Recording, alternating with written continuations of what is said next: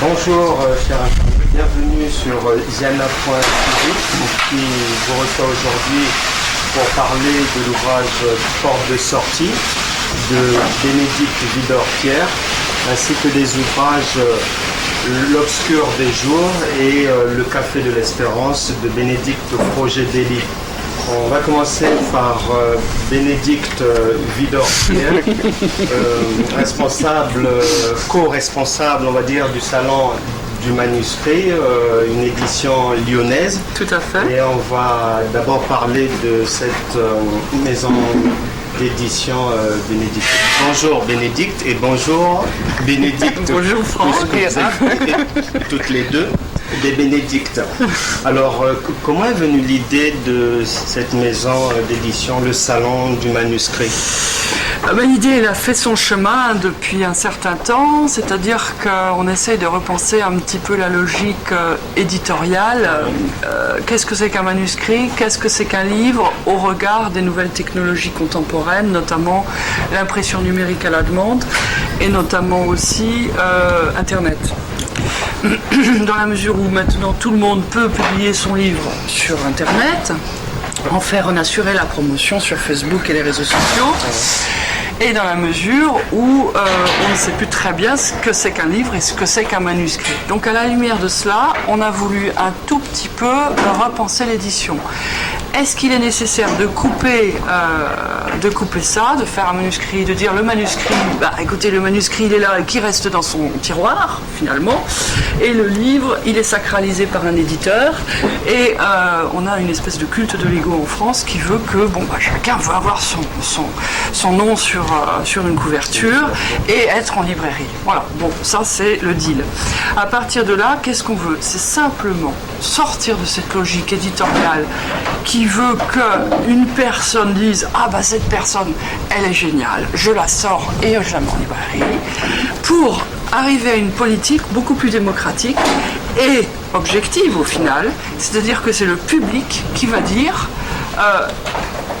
in concreto, directement sur un site, ce texte il est bon, donc je vote pour lui. Suite à cela, ce texte, il est bon, donc je l'achète. Suite à cela, suite à un certain nombre d'achats, effectivement, ce texte, il va en librairie. Et il est là.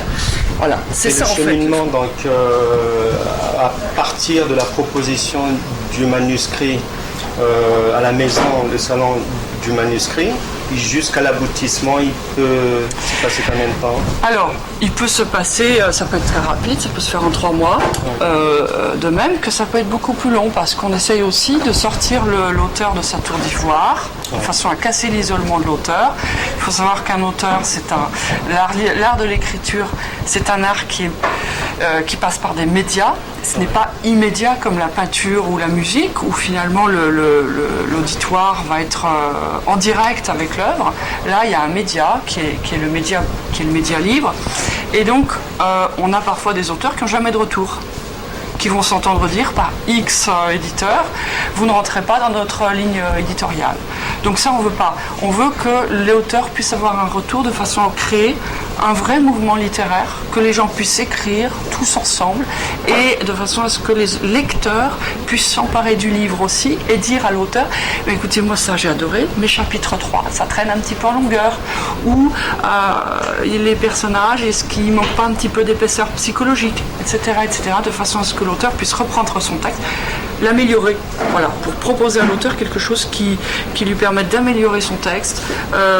C'est pas une école, mais c'est un retour. Voilà, sortir l'auteur de son isolement, je trouve ça très très important, parce qu'on a tous un petit peu fait ce parcours du combattant, et c'est très compliqué. On bosse pendant 2-3 ans à un projet qui nous tient vraiment à cœur, et ça reste dans son tiroir, parce que les éditeurs disent c'est pas dans notre projet éditorial. On n'a pas plus de retour que ça. Donc c'est intéressant d'avoir un vrai public, un lectorat qui se compose actuellement de plus d'1 millier de membres, pour dire voilà, ce texte, on le monte au pinacle, on veut qu'il soit en souscription, ou pour les meilleurs d'entre eux, ils vont en librairie. Et actuellement, l'actualité du Salon du Livre? L'actualité du Salon du Manuscrit, c'est 9 textes en souscription. Ouais. Un texte qui a déjà réuni plus de 135 achats. Ouais. Donc en un mois et demi, c'est pas mal, il plaît. D'autres textes, dont celui de Bénédicte Froger-Délis, L'Obscur des jours, et qui ont fait l'objet d'un véritable plébiscite par le lectorat. Voilà. Donc on n'a pas... Pardon, excusez-moi. Voilà, qui ont fait l'objet d'un véritable plébiscite par le lectorat. Et qui peut être édité par le Salon du manuscrit? Tout le monde. Tout le monde. On envoie son manuscrit. Il est lu par les lecteurs. Il est lu par les lecteurs, à l'exception de certains textes qui peuvent être à tendance xénophobe ou trop sexiste, voilà, licencieux. Ou sinon, tous les textes sont acceptés. Sont lus, ils sont lus, conseillés. Ils sont lus lors des cafés manuscrits, lors des manuscrits du vendredi, par des chroniqueurs du Salon du manuscrit lors des manuscrits du jour. Ils sont donc tous lus, ils sont donc tous décortiqués et ils font tous l'objet d'un commentaire, de plusieurs commentaires. D'accord, donc que ce soit pour envoyer son manuscrit tout à au fait. Salon du manuscrit basé à Lyon. On est sur Lyon, mais on pourrait être sur Paris, on a une prétention francophone. Bien sûr, et puis on peut international, avec Internet, on peut être international. On peut se rapprocher du Salon du manuscrit par Internet, les réseaux sociaux aussi. Oui, tout à fait. Une maison qui fait son chemin. La gestion est assurée par un collège Tout à fait, on est 7. Vous êtes 7. On est 7, professeurs, auteurs. Voilà, donc tout ça guérit un petit peu à l'exercice de l'écriture. D'accord. Et on a tous ce projet un petit peu passionné, enthousiaste. C'est formidable, c'est formidable. Et on va dire que toi-même, tu as déjà écrit, donc l'ouvrage Porte de sortie. Tout à fait. Publié aux éditions Chemin de Traverse. Tout à fait. Un ouvrage merveilleux qui parle des raisons fondamentales de l'existence humaine. Et puis, qu'est-ce qui t'a emmené à écrire? Pourquoi tu écris? Alors je pense que l'écriture procède d'une motivation qui est propre à l'humain, qui est de vouloir dire, de vouloir exister. Je pense que si je veux faire ma propre psychanalyse, je dirais que c'est ça. Après, je me sens à l'aise dans les mots parce que j'ai fait des études littéraires, je suis professeur de philosophie, mais en même temps la philosophie, je trouve que c'est un petit peu fermé comme univers, donc je veux faire éclater tout ça. Et dans un roman, ce que j'aimerais essayer de faire, je ne sais pas si j'y arrive, c'est essayer de surprendre, d'étonner, de façon à ce que les gens ne prennent pas les choses pour argent comptant. Voilà. Et au final, à chaque fois qu'il y a une certitude dans ce livre, en fait, c'est pas la vraie. On croit qu'on est là, en fait, on n'est pas là, etc., etc. On joue toujours un petit peu avec la réalité. Et la vraie question du livre, c'est qu'est-ce que créer, qu'est-ce que la réalité. Voilà. Et pourquoi cette écriture spontanée, tu écris vraiment, tu rends les choses comme telles, comme tu les ressens, et on est marqué par cette spontanéité qu'on n'a pas l'habitude de rencontrer dans tous les ouvrages. Pourquoi cette manière d'écrire? Je sais pas, peut-être parce que si on n'est pas écrivain, ou si on n'écrit pas, ou si on ne se libère pas dans un art, pour ceux qui le font, peut-être qu'ils se libéreraient autrement par d'autres violences.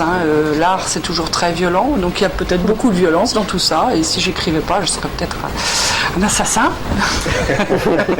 Ce que l'on n'espère pas. Venons au personnage principal de Béa. Béa, oui. Béa qui est très perturbée, Béa. Perturbée, elle est, on va dire, folle amoureuse. Folle amoureuse. Son ex. On croit au début qu'elle est folle amoureuse de son ex. Mais c'est un amour incroyable. C'est un amour incroyable et c'est un amour irréel. Il ne faut pas... Voilà, je dévoile quelques éléments.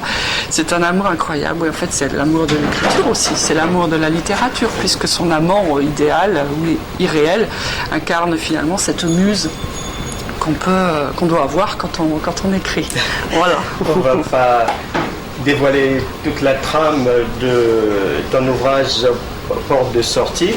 Mais quand même, j'aimerais savoir pourquoi l'intituler Porte de sortie. Parce qu'en fait, c'est un texte très triste. La porte de sortie, c'est le départ. Voilà, et c'est quelqu'un qui va choisir de partir. Voilà. Mais il ne faut pas que j'en dise plus. Oui. On laisse les lecteurs découvrir donc porte de sortie de Bénédicte Widor-Pierre, publié aux éditions Chemin de Traverse. Venons-en maintenant à toi, Bénédicte, une autre Bénédicte Froger-Délice. Autant pour moi, tu as publié Le Café de l'Espérance chez l'Harmattan en 2011. Oui. Et la thématique de ce café de l'Espérance principale est laquelle? La fidélité. Et surtout la fidélité à soi. Je suis partie du principe que souvent les femmes, puisque c'est un roman axé sur la femme, souvent les femmes à 20-25 ans, elles ont plein de projets, plein d'idéaux, tout est merveilleux. Et quand on les retrouve à 40 ou 45 ans, elles sont les premières à vous dire « Oh bah tu sais, oui j'avais des rêves, mais… » Et j'ai trouvé ça complètement révoltant. Donc justement, j'ai pris une femme qui, elle, vit sa vie dans un ronron lénifiant au possible et qui du jour au lendemain va être parachutée en Guyane. Elle va se retrouver face à son couple et face à elle-même. Et bien, qu'est-ce qu'on fait dans ces cas-là? On reste assis au bord du chemin à regarder le fleuve, les morphos qui passent, etc. Ou alors on essaye d'être vivante et elle va être vivante de façon quelquefois un peu spéciale, on va dire. Mais je crois que rester fidèle à soi-même tout en évoluant, c'est très important. C'est très important. Si dans Le Café de l'Espérance, il est fait état de la Guyane, Oui. On peut dire que tu es une panténégrine qui vit à Pointe-Noire au Congo-Brazzaville, Oui. et que dans l'obscur des jours, il est fait état de… Exactement. L'obscur des jours, donc mon deuxième roman, lui, il traite essentiellement du mépris, de l'indifférence. Je pars du principe qu'on est dans une société où maintenant tout est toléré, on accepte tout. Mais est-ce qu'effectivement, chacun dans sa vie, on va être aussi tolérant? Est-ce qu'on va accepter d'avoir une enfant qui ne sait pas si elle est fille ou garçon? Est-ce qu'on va accepter un enfant qui va rentrer au couvent?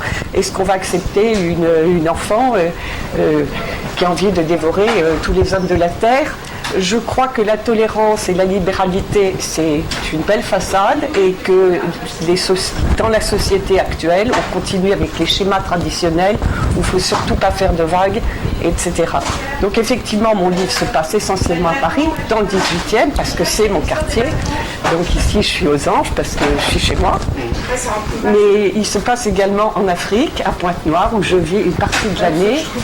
Et effectivement, les messages importants que j'ai voulu faire passer sont souvent dans la bouche de mon africaine, de Malisa, parce que les Africains ont un regard sur le monde complètement différent du nôtre. C'est vrai, quelquefois, on s'entrechoque, etc. Mais je pense qu'ils sont beaucoup plus ouverts aux autres et plus dans le don de soi, prêt à donner, prêt à recevoir. Il y a l'échange, il y a la fraternité, chose qu'on a tendance à oublier dans nos sociétés. Donc ouvrage L'Obscur des jours, publié au Salon du Manuscrit en avril 2014. Et la procédure de sélection de ton manuscrit, comment s'est-elle passée? Eh bien, tout simplement, j'ai décidé de me faire une page professionnelle Facebook. Donc, je me suis inscrite sur Facebook. Et qui est arrivé comme ça? J'étais au Congo à l'époque. Donc, vous voyez que c'est international. J'ai vu marquer le Salon du Manuscrit. Vous pouvez déposer vos manuscrits, etc. Donc, je me suis quand même renseignée parce que je me suis dit… On ne sait On jamais. sait jamais. L'affaire m'a plu. J'ai envoyé mon manuscrit et au bout de 10 jours, on m'a dit rendez-vous donc sur Internet et vous allez discuter avec des lecteurs qui là m'ont tout de suite dit ça c'est génial, ça c'est nul, ça on s'y perd, ça. On n'a jamais dit c'est nul. On va pas dire ça. Non, ça pas dit. Quand je dis c'est nul, non, c'est pas dit de cette façon. Mais peut-être une personne. Ou en tout cas, on n'accroche pas. Mais chacun j'écris pas pour tous les lecteurs, effectivement. Bon, ce que j'ai trouvé fabuleux dans cette aventure, c'est qu'effectivement, quand on envoie son manuscrit dans une maison d'édition, il est très rare d'avoir des retours. Je commence à en avoir peut-être parce que j'ai déjà publié une première fois où les retours sont fouillés. Tandis qu'au salon du manuscrit, on vous dit, bon, à tel endroit, il faudrait revoir ça, là, il y a trop de personnages. Bon, moi, mon problème, il y a trop de personnages et ils ont trop de personnalité. Oui. Bon. Mais non, mais ça se défend aussi. Hein. Mais je suis restée avec beaucoup de personnages, et leur personnalité, j'ai essayé d'amoindrir certaines choses. Mais ce qui est bien, c'est qu'on retravaille. On retravaille énormément. Et puis on le resoumet, donc là je viens de le resoumettre, j'attends de voir ce que ça va donner. Mais je trouve que c'est une belle expérience qu'enfin le lecteur et l'auteur puissent travailler main dans la main, que ce soit vraiment... Échanger. Oui. Ça c'est important, ça c'est très important. Et donc après le Café de l'Espérance et l'Obscur des jours... Alors il y en a un qui s'appellera peut-être Georgette, mais ce n'est pas sûr. J'écris sur la clochardisation. Comment bascule-t-on comment en arrive-t-on dans la rue et comment fait-on pour y vivre et est-ce qu'on arrive à s'en sortir, est-ce qu'on veut s'en sortir? Donc effectivement, moi aussi, il y a une histoire d'amour folle. C'est de la folie qui est vraiment dans la tête de cette femme et c'est peut-être cette folie qui va la faire basculer. Après, je ne dis pas, d'abord parce que je n'en suis qu'à la page 150. Donc, Et les personnages nous promènent aussi beaucoup quand on écrit. C'est aussi eux qui écrivent, hein. Ils décident de l'histoire. Ça sera aussi un troisième roman, là. Alors ce sera un troisième roman, oui. Oui, moi je ne suis que dans les romans. Et j'envisage d'écrire sur le Congo également. Dieu vous prévienne. Un dernier mot pour vous deux. Merci infiniment de nous avoir accueillis et puis j'espère que l'idée du Salon du Manuscrit aura été perméable à tous, perméable à tous. Voilà, je suis ravie d'avoir pu aussi parler de mon roman et que Bénédicte ait pu parler de son roman. Et surtout que quiconque peut donc soumettre son manuscrit. Tout à fait, tout est free, relativement simple d'accès. On essaye de façon que ce soit le plus facile possible. Les coordonnées sont www.salondumanuscrit.fr, mais vous tapez Salon Manuscrit et on tombe dessus. D'accord. Et pour se procurer tes ouvrages, Bénédicte? Alors donc, le Café de l'Espérance, on le trouve à la FNAC, chez l'Harmattan, des titres, enfin, vente par correspondance, bon, surtout chez l'Harmattan. Quant à l'Obscur des jours, on le trouve au Salon du Manuscrit. Voilà. Au prix de 23,40 €. Je ne sais plus exactement, dans ces eaux-là. Il est trouvable. Oui. En guise de conseil de lecture, je vous conseillerais de lire cette semaine l'ouvrage de Ziad Majed, Syrie, la révolution orpheline, publié aux éditions Actes Sud. Mehdi Lazare et Sidi Mohamed Nehad ont publié L'Algérie aujourd'hui, un essai publié aux éditions Michalan que je vous conseillerais de lire, et également l'ouvrage de Philippe Delisle, Tintin et Spirou contre les négriers, une BD franco-belge sur une littérature anti-esclavagiste sortie chez Catala. Nous étions donc à la librairie Gilbert Joseph pour Livre Hebdo d'aujourd'hui, dans lequel nous avons eu l'honneur de recevoir Bénédicte Widor-Pierre, venue de Lyon, éditrice dans la région lyonnaise pour le Salon du Manuscrit, qui est venue nous parler non seulement de sa maison collective d'édition, le Salon du Manuscrit, ainsi que de son ouvrage Porte de sortie, publié aux éditions Les chemins de traverse. Et était également avec nous Bénédicte Froger-Délice pour son ouvrage Le Café de l'Espérance, publié aux éditions L'Harmattan, ainsi que son dernier roman L'Obscur des jours, publié aux éditions Salon du Manuscrit. Merci de nous avoir suivis. Je vous demanderai bien évidemment de rester fidèle au programme de Ziana.tv. Nous nous retrouverons prochainement. D'ici là, portez-vous bien. C'était Livre Hebdo de Bénédicte Widor-Pierre et Bénédicte Froger-Délice.